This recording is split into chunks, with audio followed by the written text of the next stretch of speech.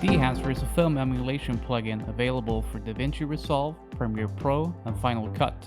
For this review, I'm going to be using it in Resolve, which means that the workflow might differ from the other NLEs, but I would presume that the design of the plugin would be the same for all programs.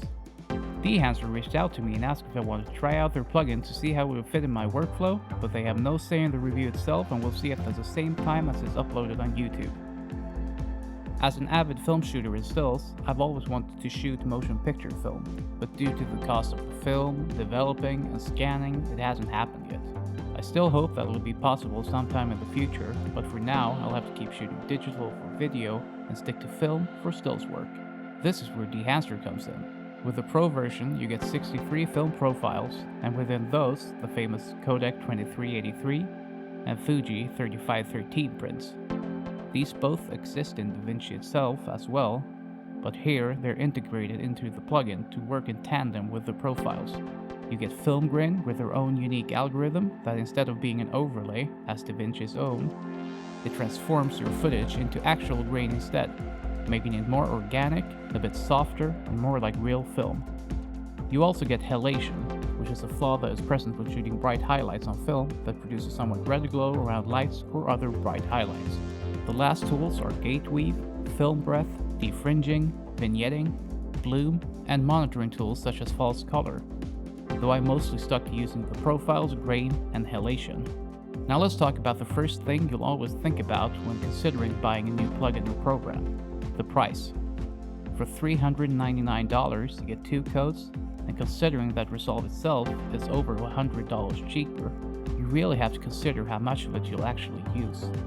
Thankfully though, for those who are only interested in their grain for example, you can buy it separately for $99. There is also a light version that lacks 2383 and 3513 prints for $299. I do wish that it was a tad cheaper though, as it is a plugin that requires a separate program, but I do really feel like their grain is worth it if that's all you want.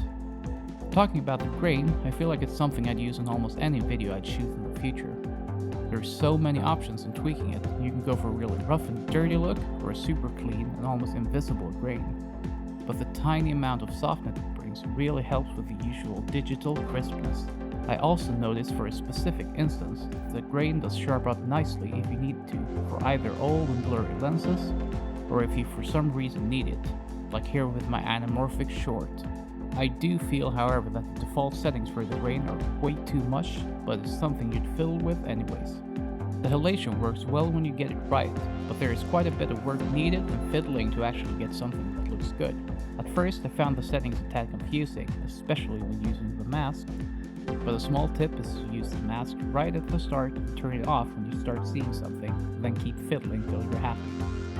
I haven't used bloom that much, but in conjunction with the grain and halation, I feel like you can really dirty up the image to create something really filmic. Going back to the other big selling points are the big library of film presets. There are everything from stills presets such as Portrait 400, Kodak Gold, positive films such as Velvia, and black and white film stocks.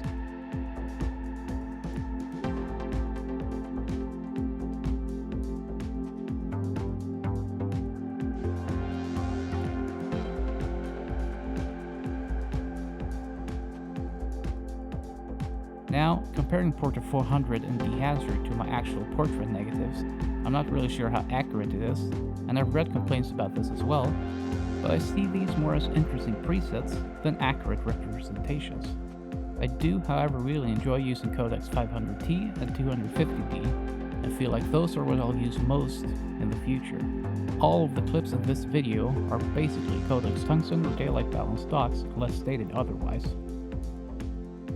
Now, with all these settings activated all at the same time, it starts to get quite demanding. I have a PC with the RTX 3070, 32 gigs of RAM, and a powerful CPU, but with grain, halation, and bloom activated, it does start to chug along in playback.